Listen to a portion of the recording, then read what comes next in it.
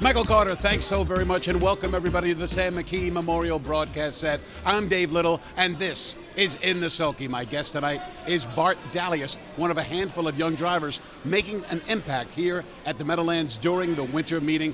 Bart, thanks so much for spending a couple of minutes with us. How you doing, Dave? Oh, very well, very well. Glad to have you here. You know, let's get right into it. You and a handful of other drivers in their 20s, Johnny Ali, Beckwith, Braxton Boyd, Tyler Miller, and Matty Athern, you know, they're here at the Meadowlands, and they're making a name for themselves while some of the big-name drivers that we're accustomed to here at the Meadowlands are taking some vacation time. What was your thinking that led you to try and make a go of it here at the top track in the world? Right. I got some opportunity from a trainer, Mike Calderon. You know, he started giving me a couple opportunities up here and picked up a couple other drives, you know, so big shout-out to him for that. And, you know, came here first night, had a little luck, some success, and, you know, kind of just kept showing up. You picked up your 9th win since coming to the Big M last night driving Shug. Are you having as much success as you'd hoped to thus far? Yeah, definitely. I mean, you know, you always want to, you know, do the best in every race that you can, but I think, you know, for what I want to, you know, accomplish here is getting done pretty well. What about your stay last year at Vernon Downs? You know, you told me that you got a lot of work there. You were second in the standings. John McDonald wins an awful lot of races, but you won an awful lot of races too. What was that experience? In other words, how did that experience help you in your harness racing pursuits? So Vernon Downs, big track experience, you know, kind of translates here a little bit. A lot of drives for me, you know, that was probably the most drives I got for any track. You know, that gave me a lot of experience and opportunity. You know, I had good trainers I was driving for, specifically one that I can think of is Jeff Sorensen. You know, he gave me a lot of opportunity up there, really got me started. And, it was, you know, great experience. All right, let's take a look at a graphic that I put together called Bart the Late Bloomer. First and foremost, your dad is a longtime trainer in the state of Delaware, and you're 25 years of age, but you didn't start in the harness game for real until you were 20 or so. Why such a late start? Well, basically, you know, I kind of never got into it too serious, you know, just a little bit of barn work here and there throughout the summers and then whenever I could. And, you know, I kind of took the college route for a little bit. It wasn't really my thing. And, you know, kind of came back and, you know, started helping him out a little bit, you know, getting more into jogging, training, you know. I was like, well, maybe I'll give driving horses a try, and, you know, kind of just took off for me. 168 wins last year. That ain't hay. Did you expect to have 168 wins? I didn't expect it, but I was definitely hoping to. Yeah, I mean, that's a pretty nice number. Again, racing against John, who won about 27% of his races last year. You know, let's talk a little bit now about a couple of horses who had a lot of significance for you. The first is Table Talk, who banked almost $500,000 racing at events like the Artiscape, the Lady Liberty, the Golden Girls, and the Roses of Red. What do you remember about this mare that your dad had? This was obviously before you started driving. Right, yeah, she was a magnificent mare. I mean, she made $500,000 almost, and she had wicked speed, you know, raced in, like you said, all the big races. I mean, she was my dad's, you know, ticket. Did she know that she had a lot of talent, and did she maybe get lazy sometimes, or did she love to go to work every day? I don't think she was the greatest trainer, right? But, you know, she showed up on the track. All right. What about another horse, Disturbed Hanover? I know this was a very important horse for you. I looked at the stats. In 2020, you won 7 races overall, but 4 of them with Disturbed Hanover. How do you account for 3 of them with Disturbed Hanover? How do you account for this? Disturbed Hanover, I mean, she's my favorite mare by far, favorite horse. I've had, you know, like you said, tons of wins on her, and she's really looked out for me, got me rolling. Fast forward to this year, you and Disturbed Hanover, 20 starts, 7 victories. I mean, this is a real racehorse, a lifetime earner of just under $340,000. Tell us about her. You know, she's a horse who raced in the open handicap 5 times during the season.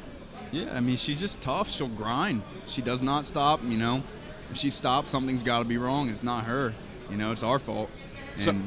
So your dad certainly has a pretty good knack with the mares, doesn't he? Yeah, he likes the mares. There's no question about that.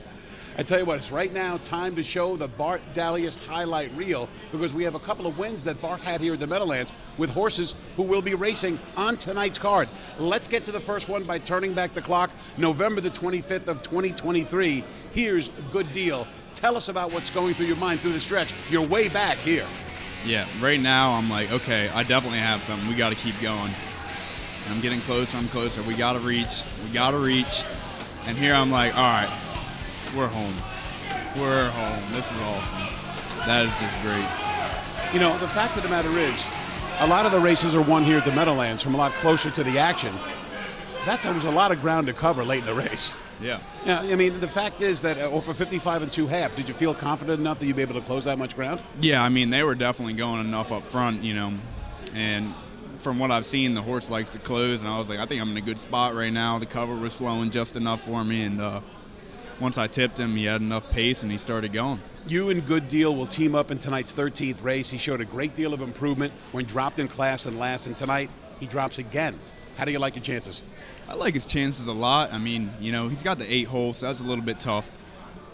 But, you know, for him being a closer, I think he can handle that. And all right, let's take a look at another roll-in. Let's go back to December the 23rd. Solesbrook Raptor, who closes in 26-4 for another Dalious score. Tell us about it. Yeah, so this horse, I mean, I left out hard, got the 2-hole trip I was looking for. And I said, you know, if I have anything left at the top of the lane, I can tip out. I did, and tipped him out here, and he had just enough to get on by. Were you afraid that you weren't going to get by that horse to your inside? I wasn't really afraid, but I knew it'd be a little tough. You know, he didn't just exactly go right on by at first, so. Once again, you picked up a horse that had won his previous outing, but he was facing better. I realize you'd like to get just about any drive at the Meadowlands. But when you drive a horse for the first time, would you rather have an older horse dropping down or a horse like Solesbrook Raptor who bumps up in class off a win? Definitely want him dropping down, you know. It puts a little bit more pressure on you to do well, but, you know, it gives you a little better shot to do good as well. Solesbrook Raptor goes in tonight's 10th race, and he raced well on his last 2 starts at this level. Marcus Seelser and Gentleman Jim II appear to be the horses to beat. What, for you, would be an ideal scenario to win tonight's 10th race? Well, of course, I mean, you know, the horse has some gate speed. If I can utilize that and get some position, that's his MO, you know. All right, so listed at 8-1 on the morning line, Bart and Solesbrook Raptor will hook up. Of course, this horse has won 2 of his last 4 and is in good shape for trainer Laura Schock. Let's take a look at one last roll-in on December the 9th. Always Be Sweet. Certainly was sweet, winning in 150-1. Here you are again, coming from off the pace. Yeah, I mean, this horse was really digging here. I didn't know how much we had to make it. It looked like the other horses were kind of fighting me off. Jordan was coming at me hard here, and I was really digging in to get up here. This horse really showed a great deal of grit and determination. Now in tonight's 8th race, it's another typical, evenly matched field. Always Be Sweet has been in tough last 3. Does that mean you're thinking, you know, let's be aggressive from the get-go, despite the fact that the horse doesn't show much early speed in the program? Well, I'd love to get away, you know, as close as possible. We're going to see what's going on in the race. You know, I think he looks good in there. If he has to come off the pace, I'm not afraid to do that either. But are you necessarily thinking, I got to leave the gate, even with a horse who doesn't show a lot of early speed, when you have a class advantage? You'd like to. You'd like to think that, but also you still got to see what everybody else is doing. You don't want to get yourself in trouble, even though you think you're the better horse in the race. All right, 25 years of age, number 2 at Vernon Downs last year. You've won 9 races at the Meadowlands over the last 6-8 weeks. Where do you see Bart Dalious in the next 5 to 10 years? Next 5 to 10 years, I mean, I'd like to pick up a couple Grand Circuit drives. I mean, that's everybody's goal. You know, stake races. I'd like to, you know, couple 2-3 million in purses average a year, maybe more. You know.